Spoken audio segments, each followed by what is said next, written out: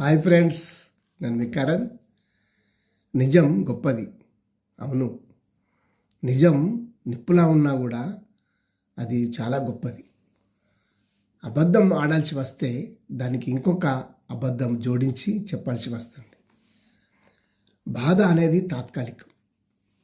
నిజం వల్ల వచ్చిన బాధ క్షణకాలమే, కానీ అబద్ధపు బాధ బంధాన్ని పగలగొడుతుంది.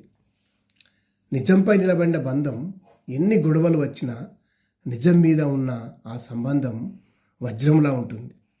అబద్ధం ఆడినా ఏదో ఒకనాడు నిజం బయటపడుద్ది.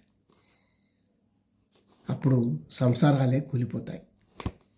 ఎవరైనా ఏదైనా చెప్తున్నారంటే అది వాళ్ళ అనుభవంతో చెప్తున్నారని వినాలి, కాలజ్ఞానం కాదు.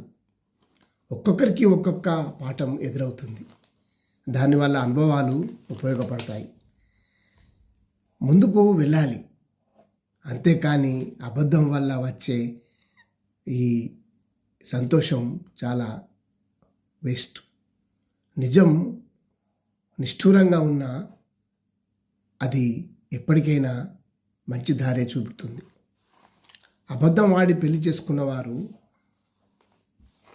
ఒకవేళ నిజం తెలిస్తే ఎంత బాధ అనిపిస్తుంది.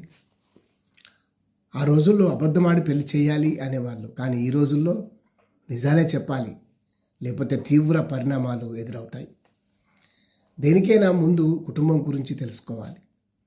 మనం చేసే పని సక్సెస్ అయితే కుటుంబం బాగుపడుతుంది, లేదా మన వల్ల అందరూ బాధపడాల్సి వస్తుంది. నిజం నిప్పు పుట్టుకుంటే కాలుతుంది. నిజంలోనే జీవించు, నిజంతోనే బ్రతుకు. నిజం ఎప్పటికీ నిజమే. Thank you.